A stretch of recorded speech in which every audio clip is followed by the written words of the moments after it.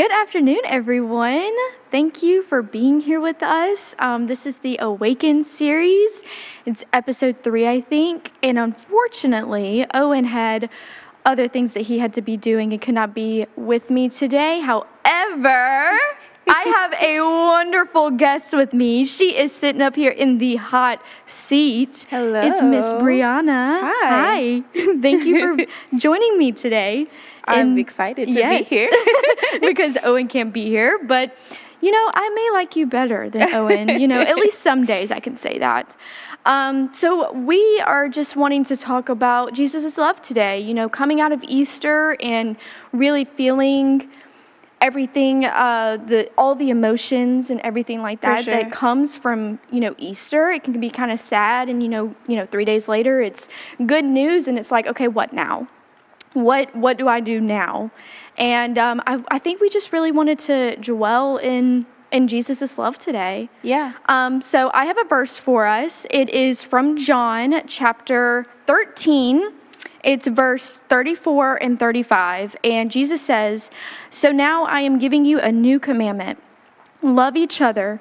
Just as I have loved you, you should love each other. Your love for one another will prove to the world that you are my disciples." And what I got from this was really it's the last one. It said, or the last verse, it says, "Your love for one another will prove to the world that you are my disciples." I love that. Right? It's so good. Oh my, it's so good. And I sat there and it kind of made me reflect a little bit, because it was like, well, if people see me, do they see Jesus' love? Yeah. Do they see that I am a Jesus follower and a disciple of Jesus? Like, it just kind of made me feel a little bit reflective of me and how I present myself. Yeah. And I just think, like, nowadays, too, like, it is so... it's a world filled with not so much love anymore. It is. Yeah. And I just, hope that maybe we could get something with our conversation today of spreading a little bit of love. Yeah. Tell me a little bit about how this verse kind of made you feel. I definitely feel similar. I love that he gives us that they will know that you're mine if you love each other, because he was super loving. Right. So it's it's like being an artist and having a signature that's specifically yours. Oh my gosh, wait, I love that. Because then you know that it belongs to that person, Right. Yeah. And that's how people will know for us. I think it's so awesome. It's one of the best things. It's a loving God, and then us as his loving people. Yes. Yeah. Yes, I love that. Oh my gosh. I think my favorite thing to do, or I say at least, is to love people. I love having relationships, and I love, introverted. I love being so loud and obnoxious. Yeah. And then when the other person is extroverted, I love being to myself and being in their realm. I love that. But do I show it? I hope I do at least.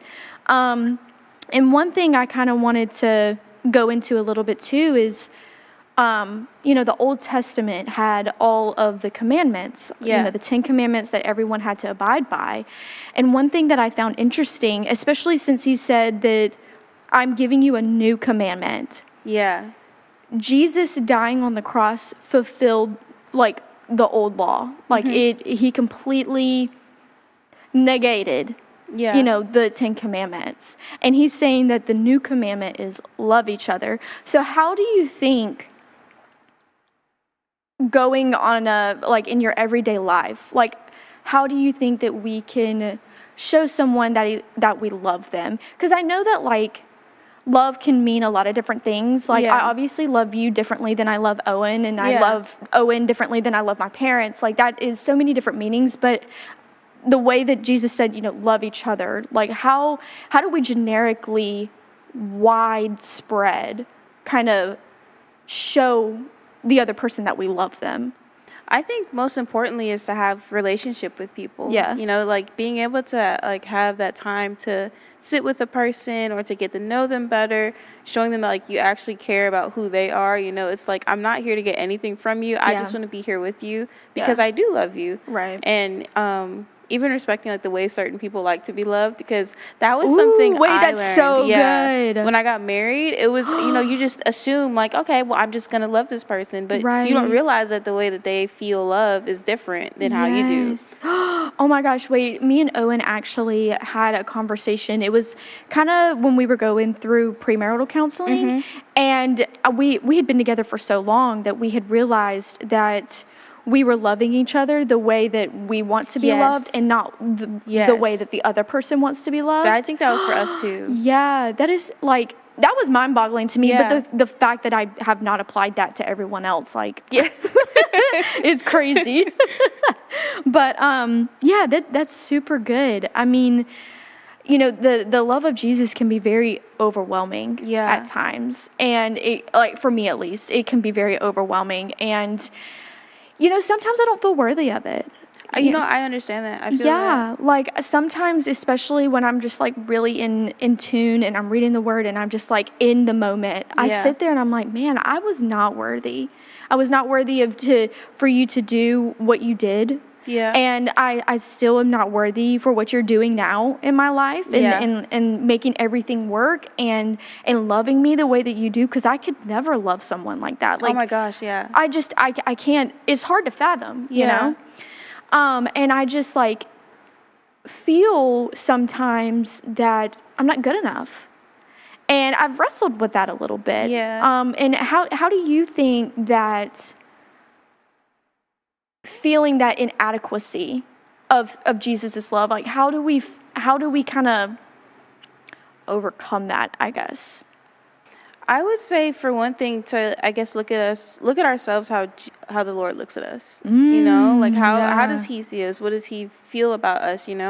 And just being as humble as possible. When you're showing up into the presence and the reverence of God, because He is way bigger than like we could ever imagine. Like He's outside of the earth, time, everything, you know? So He's just this big energy and we're so small. So I totally get how you feel. Because it can be so intimidating sometimes. Yes. Oh my gosh. It almost makes me think of like when you think about space. Oh my gosh, I can't stand thinking about space. Yeah. Because it makes me feel so tiny. It's intimidating. It's very so much. It's so hard to like, it freaks me out. It makes me want to shut down immediately. Yeah. But like when I think about this, it doesn't make me want to shut down, but it does feel very overwhelming and very just like, not isolating, but almost just like, wow, like you've got much bigger fish to fry. Yeah. Like, why are you sitting here telling me that you love me, But again, it just puts so much truth behind that love. Like, it just makes you like, oh my gosh, you love me. Like, right. That is true. Yeah. I usually get to that point after I get through my whole like spiral of, oh my gosh, like what is happening? Yeah. I get to that point later on. But I know I kind of jumped in a little quick because I just love this. I love this topic. I love this idea. I love this verse. And I guess our people kind of want to get to know you a little bit. So tell us about what you're doing, school, work on an everyday basis, like just a little bit who you are. Yeah. Like tell us about you, girl. Because I know you, but they may not. So I'm Brianna. I started attending Vinings Church last year in April. Me and my husband moved here for his job, and I am a yoga instructor and I'm an artist. And right now I'm kind of like fusing that to be like a Christian artist who like, talks about like mindful living and things like that. Yes. So working on like my own business. I'm also in school right now. Yes. I'm going to school for biblical studies online, and that has been a beautiful experience. All of this is the Lord, because was it left up to me, I would have not done any of these things. Is it like that every single time though? Right. He came through and like, I got you. We're just going to throw away all of your plans. I'm going to show you which way we're going now. I'm like, okay, well. But yeah, that's me. That's our life right now. Oh my goodness. Yeah. Wow. The Lord is just all over you. Like you are just a person that spews kindness. Oh, thank you. And I love being around you. I really do. Thank you so much. I really do mean that. You're just one of those people that I just love to like be next to. Even if we're not speaking, I'm just like, Like, just sitting next to you, I'm just like, okay, I feel okay. I love being around you too. You're just like, but you're like a bubble of energy, and I'm just like, you're so sweet. Oh, thank you. I could be a little much, but it's okay. It's okay. The Lord made me who I am. I love your authenticity. It's just, I am unapologetically me. Yes, I will and say I love that. Yeah, I will say that. That's amazing, Brianna. Thank that's you. so awesome. So I guess back to the scripture now. Yeah. So Owen when me and Owen were previously going to do this together, we kind of talked about an acronym that Pastor Justin gave Owen, and we were going to talk about it, and it was called FACES. Okay. And I definitely know that he could probably explain it a lot better than I could, but I really think it's a good thing that we can go through. Okay. So we were talking about love, and the acronym FACES, it stands for forgive, acceptance, care for, encourage, and serve. Okay. That's the acronym. And each one of them are like pillars of how to love someone. And it really goes back to what we were saying about like to love them the way that they need to be loved, not the way that we want to be loved. Yeah. And so I kind of want to get your thoughts on each one of these and kind of just digging deeper to each one, and maybe hopefully we can add a little bit of spice to Justin and Owen's conversation about it, because I know they were talking about it and I thought it was good. So like I said, so the first one's forgive, and it kind of is like humans are gonna hurt other people. For sure. You know, we are humans, we are going to sin. We're going to do things unintentionally or intentionally. Yeah. We're going to have a subconscious mind that is going to make decisions to do things, or we don't realize that we're doing something to someone else. Yeah. And so when you love someone, you don't necessarily just throw your hands up and go, all right, I'm done. Like, you said something that hurt my feelings, I'm out. You want to speak up and kind of say something and be like, you know, what you said hurt my feelings. And one or two things is going to happen. The other person's going to say, yeah, I know, I meant to say that. Or two, man, I didn't think about that when I said that. And sorry, y'all. We see the chat down here. Yes, Thank you. We see the chat. Jet is hyping his wife up, y'all. It is great. I love it. But yeah, so humans are going to hurt people. They are. And that happens, you know. And so we have to learn to forgive. Now, Jesus ultimately gives the definition of forgiveness. He does. He lays it down. He literally is like, I forgive you no matter what. Yeah. So how can we learn how to do that? Because I do know some people, and I know that me and Owen have been in situations with each other that have been like, man, like that's very hard to get past. It is, yeah.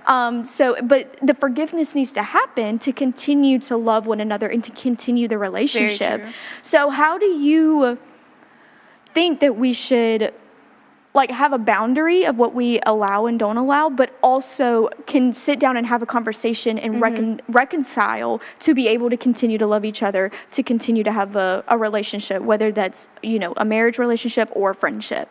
Yeah, I think one of the most important things, because like, when you're so close to somebody, like a spouse, you know, they can get to a point where like they'll do something and it's like, oh my gosh, that really like hurt my feelings. Right, yeah. And, you know, getting to a space to forgive them, I feel like for me, it's like a lot of myself getting out of the way and realizing that if God can forgive me for anything I've ever done to anyone at any point, why am I withholding forgiveness for somebody else? That's so good. So that's, for me, that's like the first thought that comes to mind when it comes to forgiveness. Yeah, that's very good. Wow.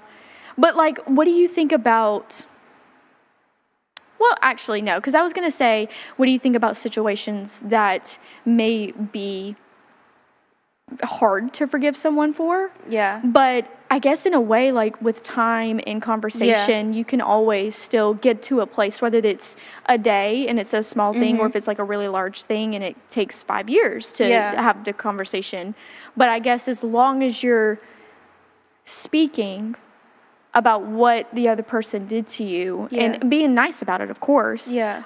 There's always room for reconciliation and forgiveness. Yeah, even in the sense of like, you don't even, because I know some things could happen and it kind of like just makes the relationship go in a separate direction, because that can happen, like something, but even to a point of where you can forgive and still show that person love and grace, even though they did hurt you at that one point in time. Yeah. And like whether it took, like you said, a day or like 5 days or 5 years even, coming to a place where you can be able to be like, I forgive you even though we're not still close like that. Like I can still forgive you. I can still show you grace and love, Yeah, that's super good.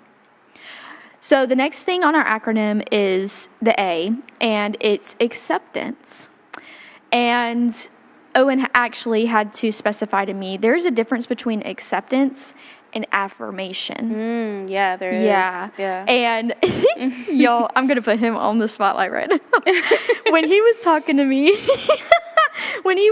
to me, and explaining the difference between the two, because I was having trouble with that. Yeah. He said affirmation is, and then he goes, let me put it in your words, Josie. Yeah, you go, girl. And if y'all could just imagine Owen doing that, like, oh my gosh, I sat there and I was like, what the heck? What just came out of your mouth? But it made sense to me that when that affirmation, like whatever someone's doing, and it may not necessarily be something that they should be doing, especially according to the Bible and as Christ followers, just being like, you go, girl, you do you. That's affirming. Yeah, you're putting like a stamp of approval on it. Right. Yeah. But the acceptance is, hey, I know you're doing this. I'm going to let you know that there could be a better option of what you're doing. There's another course. There's another route. I love you. I'm here for you. But, that I'm going to be here if you need to figure this out. Yeah. And that was acceptance. And that just made, like, the world to me of the two distinctions, because I just thought they were the same, honestly. Like, if we're gonna be honest, like Owen's the smarter one between the two. So, and so, how do you think you finding the balance between affirming someone and accepting someone? Like, how do you, like, especially I could see this like in a friendship. A marriages I think feel like kind of differently, because you kind of rely on each other and actions spew from each other. But in a friendship, you don't want to like overstep that line, but also you want to be there for that person. But at the end of the day, like they could be married, but you're just a friend, so it's like, what is the line of, I'm here for you, I want to support you, this is not right, like I don't want to condemn you, like I don't want to make you feel bad, but what you're doing is not right. Like how would you go about that? I think for me, it's how can I go about it in the most loving way possible? Yeah. Because you can give someone the truth, and you can give it to them in a way that's harsh, or you can give it to them in a way that's loving. Because you can be big energy when you're trying to give somebody the truth and be very like confrontational. Or you can like go about it like, all right, I know this is a very important topic to you, because sometimes these are very important things to people. And like we can address it in a way that doesn't make them feel like you're just stepping on their life or their way of like, for them that's their life, in that moment. Yeah, that's good. That's so good. Next thing on our acronym is the C, and it's care for. And this was more so talking about being involved in someone's life. Yeah. And to me, when I think about caring for someone, and especially, being involved with somebody, I think of just like asking how your day is. Yeah. How are you? Like, I know you've got things going on. Yeah. And to me, it's important that I want you to know that I care for you. And so in my way, are you doing okay? Yeah. How are you? Are you feeling okay? Is there anything that I can do for you? That it shows more than anybody coming in with $1 million. Yeah. Knowing that someone wants to know what's going on, rather than let me give you everything that you think you need. Yeah. So like, how would you care for someone? Like, how does that how does that like go for you with other people? Like, how do you love on and care on about other people? I think it's similar to, and it's funny when you said earlier that you're like, oh, I just would like, I like sitting by you, because a lot of people, for whatever reason, feel that way. So it's funny when you said that. So even showing up in that way, because sometimes, words are just kind of hard for people to express. So sometimes just sitting with somebody and like, okay, well, or like if their favorite thing to do is play video games. Like my husband loves playing video games. Yeah. And I know me sitting there with him, whether I'm playing the game or not, if I'm just there with him, that's like enough for him to feel loved, Yeah, and feel you're talking to the choir on that one. Golly. Like, oh my gosh, it's so good that you came and sat with me. Just having the humility enough to meet people where they're at when it comes to that type of thing. That's a bar. That is so good. Oh my gosh. Yes.